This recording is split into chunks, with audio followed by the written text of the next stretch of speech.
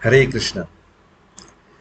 একবার একজন গরিব ব্যক্তি একজন জ্যোতিষের সাথে দেখা করে। তো জ্যোতিষ ওনাকে বললেন যে আপনি এত দুঃখী কেন? তো ওই গরিব ব্যক্তি বললেন যে আমার কাছে ধন নেই, এই জন্য আমি অনেক দুঃখী। তো এই কথা শুনে জ্যোতিষ বললেন যে আপনার বাবা আপনার জন্য অনেক সম্পত্তি রেখে গেছেন, আপনাকে এটা বলে যেতে পারেননি যে কোথায় রেখে গেছেন, কারণ উনি অনেক দূরে অন্য জায়গায় শরীর ছেড়েছেন। তো এই কথা শুনে ওই গরিব ব্যক্তির মনে অনেক আনন্দ হলো যে এবার তো আমার সব দুঃখ ঘুচে যাবে। কিন্তু তারপর ব্যাপার হলো যে ওই সম্পত্তি আছে কোথায়। তো ওই জ্যোতিষ বললেন চলো আমার সাথে, আমি তোমাকে দেখিয়ে দেবো কোথায় পাওয়া যাবে সেটা। তারপরে এক জায়গায় এনে ওই জ্যোতিষ বললেন যে এখানে এই মাটির নিচে সব সম্পত্তি লুকানো আছে।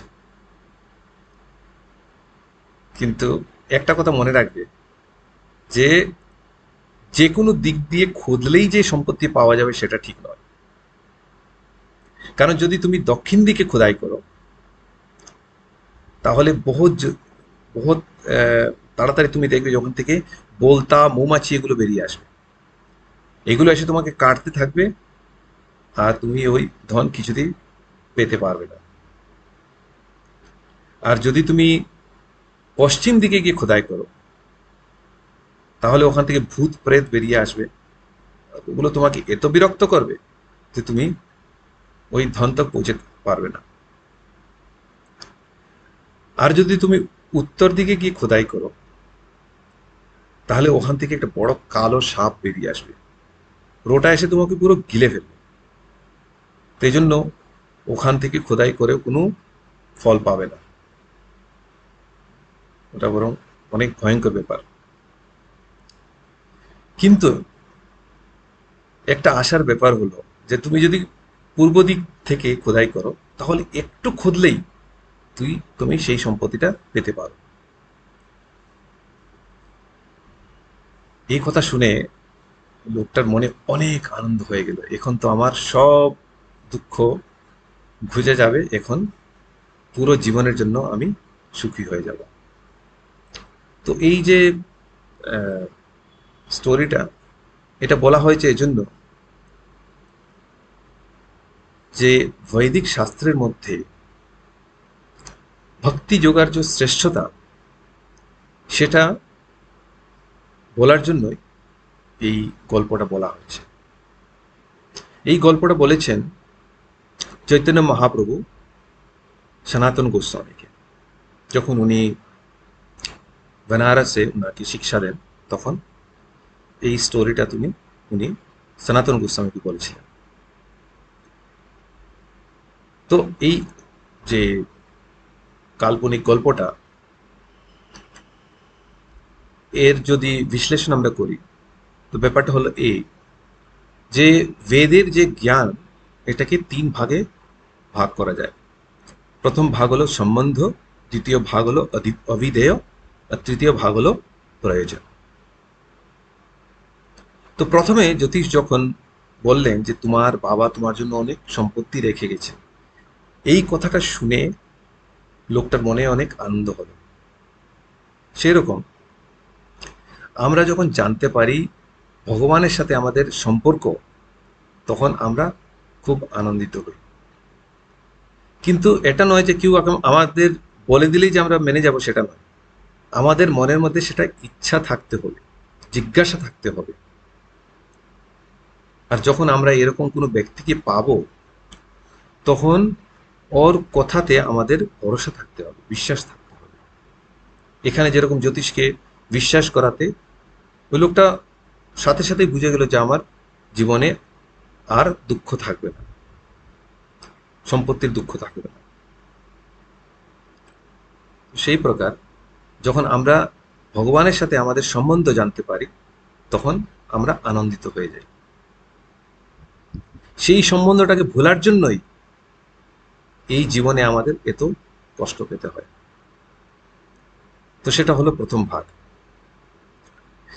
কিন্তু সেই সম্বন্ধটা জানার পরে সেই সম্বন্ধটাকে পুনঃস্থাপন কিভাবে করতে হয় সেটাও জানতে হবে, আর সেটাকে বলে অভিধেয়।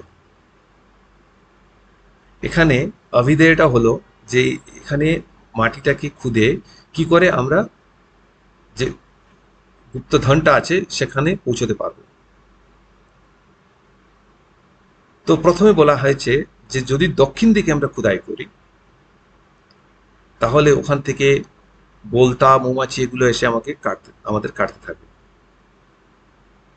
তো এর মানে হলো যখন আমরা কর্মকাণ্ডতে লিপ্ত হই বা ফলদায়ী কাজ যেগুলো আছে ওখানে যদি আমরা লিপ্ত হই তাহলে আমরা ভগবত প্রেম পেতে পারবো না। আর এটাই আমাদের জীবনের অনেক বড় ক্ষতি,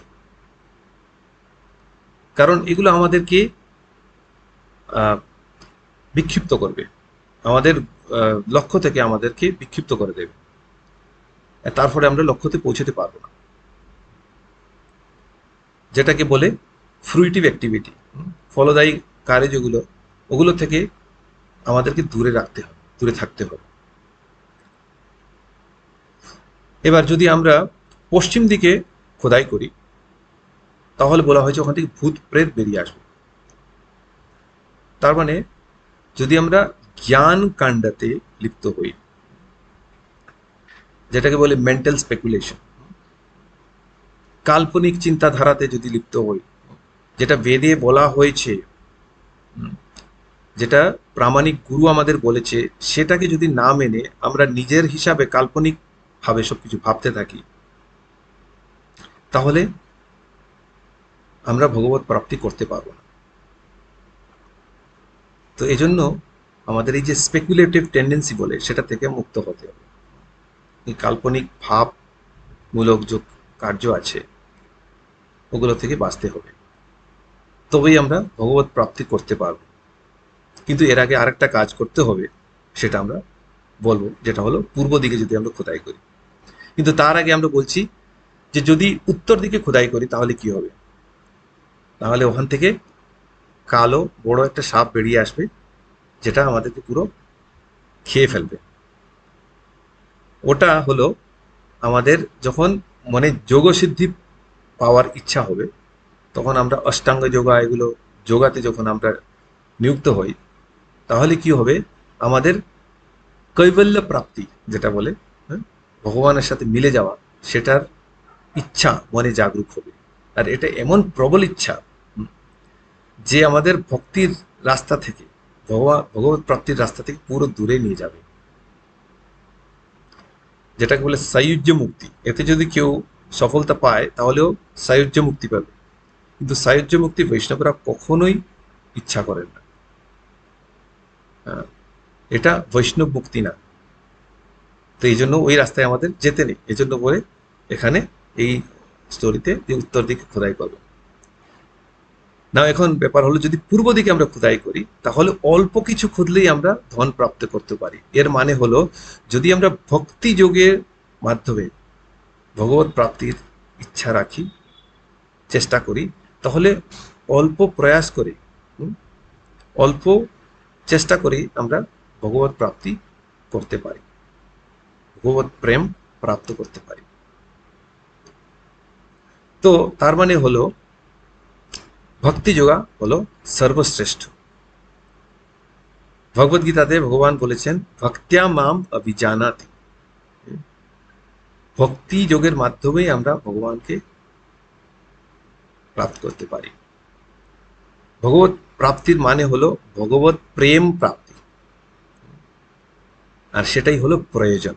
এটা হলো 3 নম্বর ভাগ, সম্বন্ধ অভিধেয় প্রয়োজন। তো প্রয়োজন হলো কৃষ্ণ প্রেম। ভগবত প্রাপ্তির আসল মানে হলো কৃষ্ণ প্রেম। এটা নয় যে আমরা মুক্তি পেয়ে যাব বা ভৌতিক জগতে যে কষ্ট আছে সেটা থেকে বেঁচে যাব, সেটা আমাদের উদ্দেশ্য না। ভগবত প্রেম প্রাপ্তি আসল উদ্দেশ্য।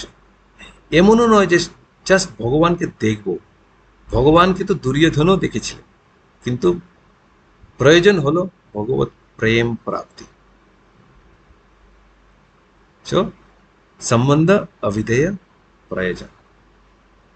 তো এই স্টোরিটার মাধ্যমে এটাই বোঝানো হয়েছে যে কৃষ্ণ প্রেম প্রাপ্ত করার জন্য আমাদের ভক্তি যোগের মাধ্যমে ভগবানকে পুজো করতে হবে, ভগবানের সেবা করতে হবে। তাহলে আমরা বহুত শীঘ্র ভগবত প্রেম প্রাপ্ত করতে পারবো, যেটাই আমাদের জীবনের পরম লক্ষ্য। তো আশা করি এই স্টোরির মাধ্যমে আমাদের এই ধারণাটা একটু ভালো করে স্পষ্টভাবে আমরা বুঝতে পেরেছি। হরে কৃষ্ণ।